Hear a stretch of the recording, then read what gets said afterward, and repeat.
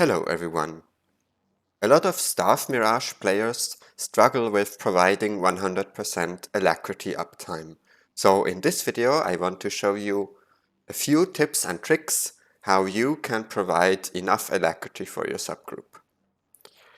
So the first problem many people run into is that they forget that they need to run boon duration.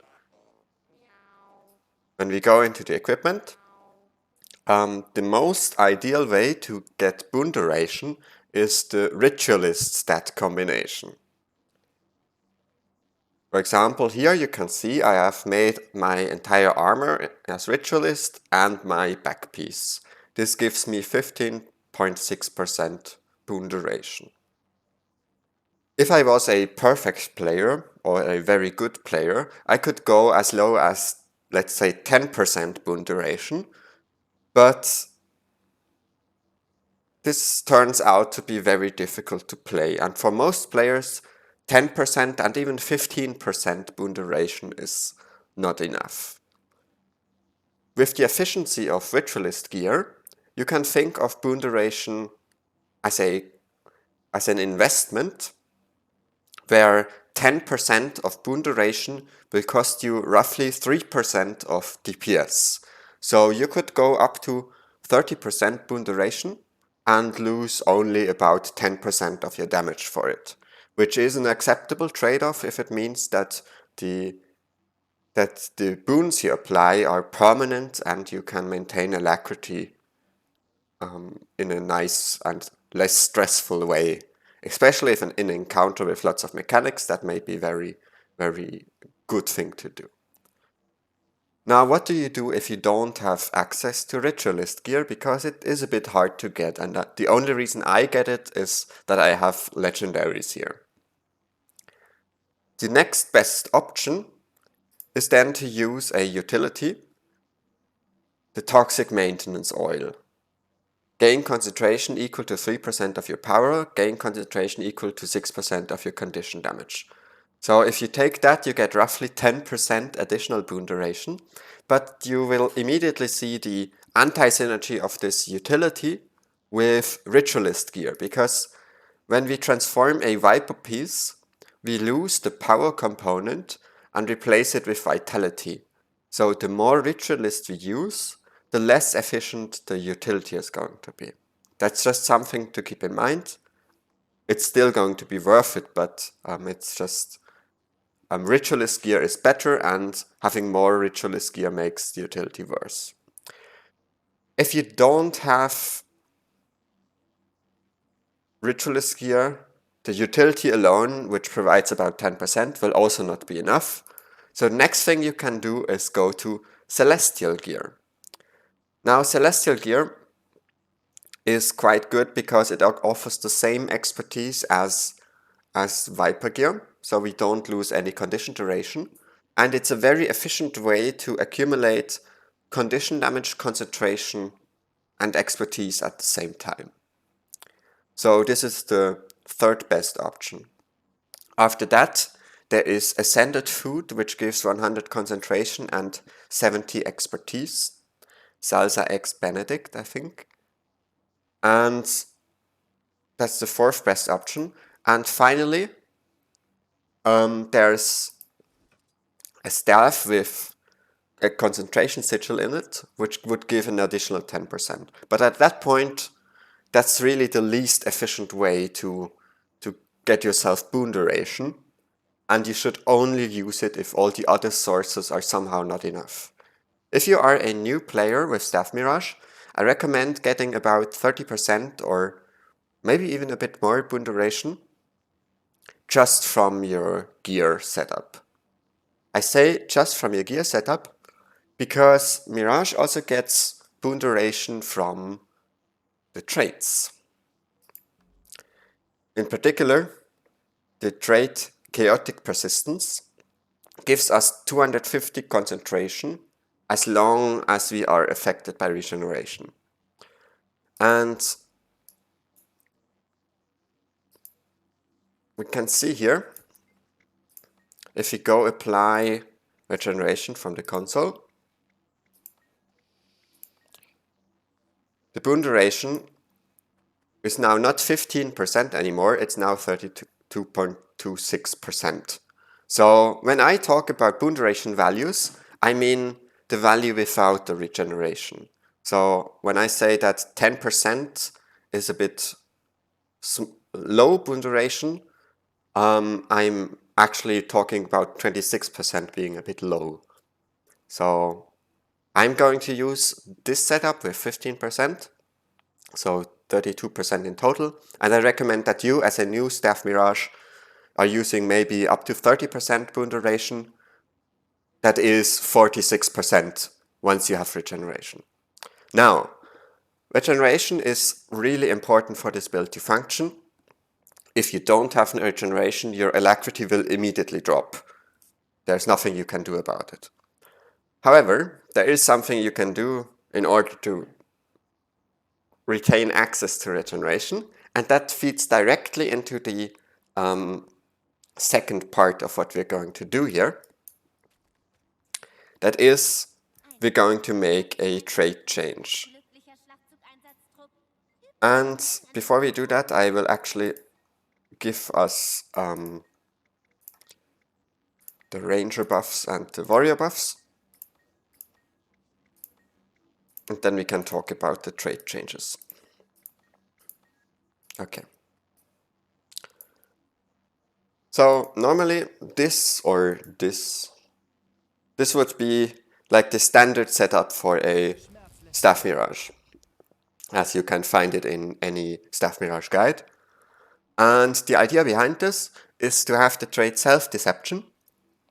Using a deception skill will create a clone if you have any other clones active. And this allows us to do the following combo. This is a deception skill, and this is a deception skill. And when we go to the golem, we get to do the following opener. We use Staff 3 to create 2 clones in the future. We use Staff 2 to create a clone immediately. We use these 2 to create 2 more clones immediately. So we have 3 with 2 coming up. We shatter F2.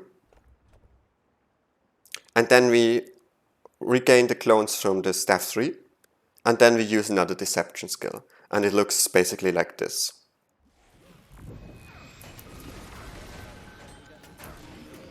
And now we get these 2. And now we have 3 clones, and we can start doing our rotation. And we're going to delay the crystal sands until the shatter is coming up.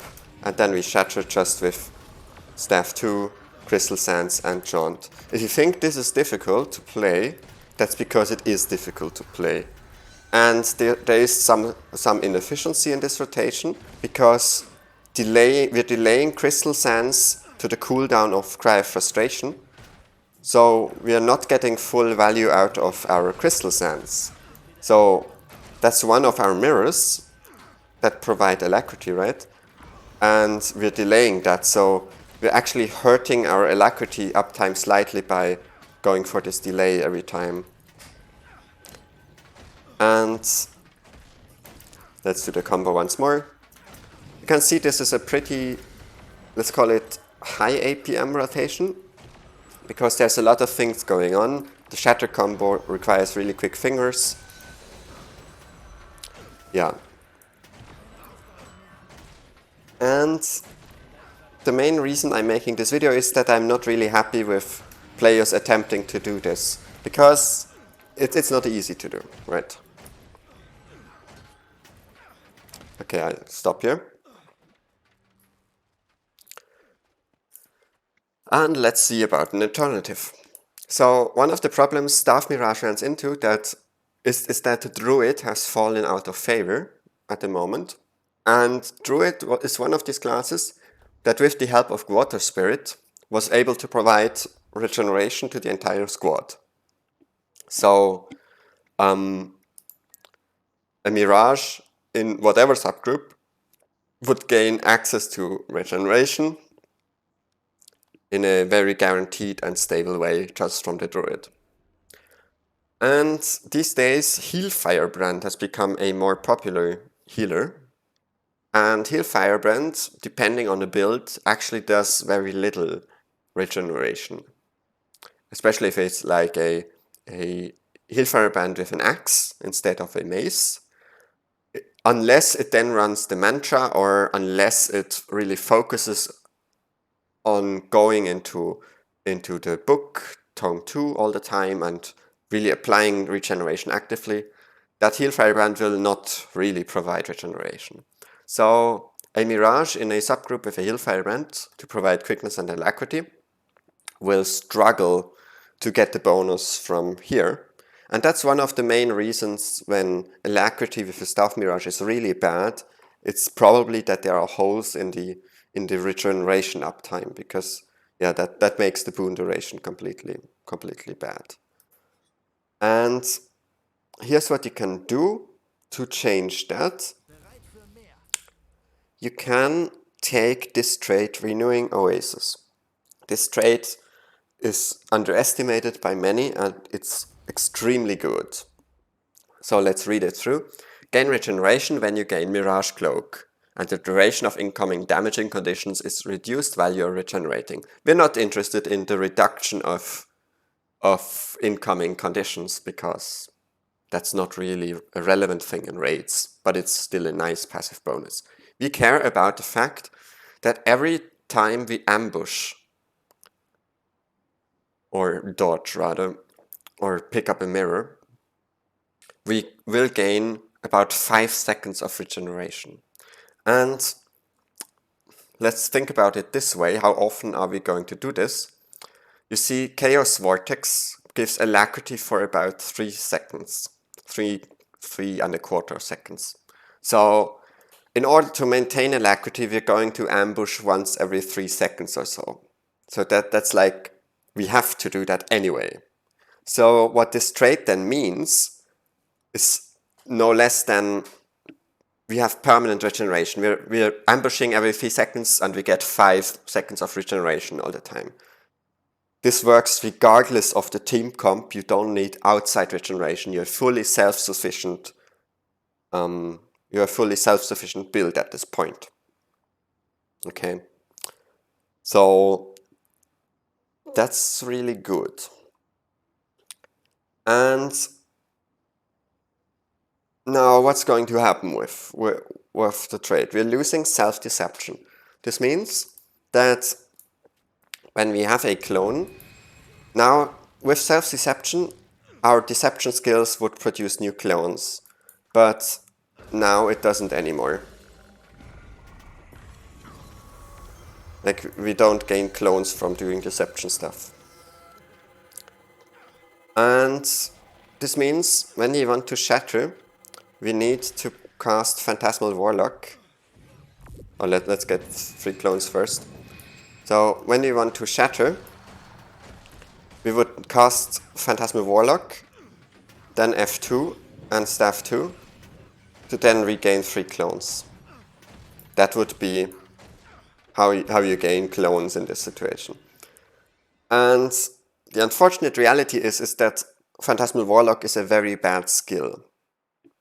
And it's not really worth doing that anymore. So what we're going to do instead is we're just not going to shatter anymore. Because with a lack of clone generation, we can't really afford to shatter anymore. And we will still use Staff 3 if we need clones for some reason, but outside of that, we just not bother with that.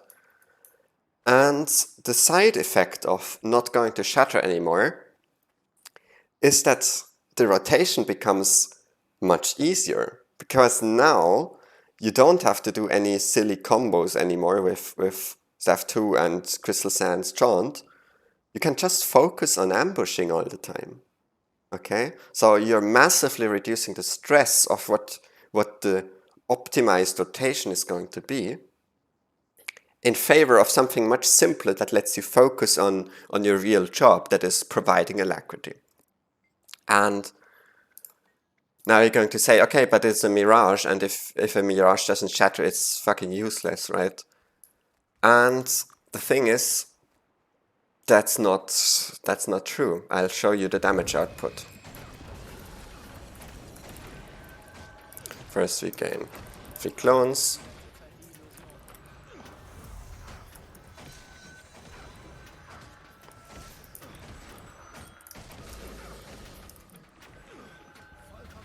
And here's the good thing. You can watch me that I press the crystal sands now off cooldown. It's not in sync anymore with F2 because we're not using F2. We'll just use it when it comes up.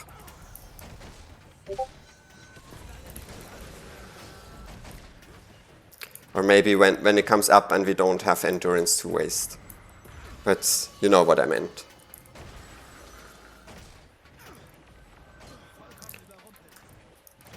And if you look in chat and you see my DPS numbers, oh, I cancelled my heal. Anyway, when you see my DPS numbers, they are actually similar to the DPS numbers when we shattered. There's something hidden going on that you can't see, and that's we're going to lose like 4 stacks of confusion on average, so we are only getting 30 instead of 34, which is a DPS loss on like confusion intensive bosses. We're losing something here, but we are gaining. First, we gain ease of use because like this is much simpler to play. We count to 3 auto attacks and then we ambush. Sometimes we count to 2 when we have too many ambushes.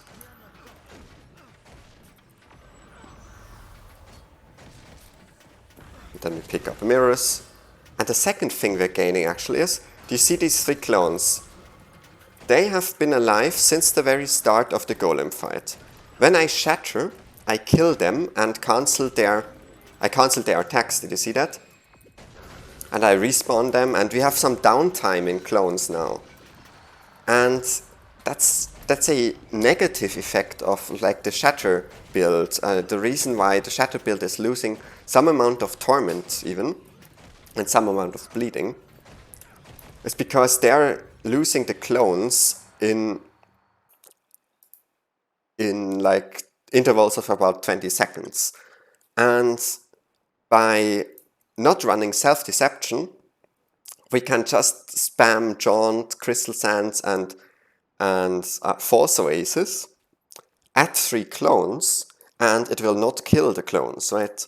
Because here's what would happen with self-deception. If you have 3 clones, let's wait a moment.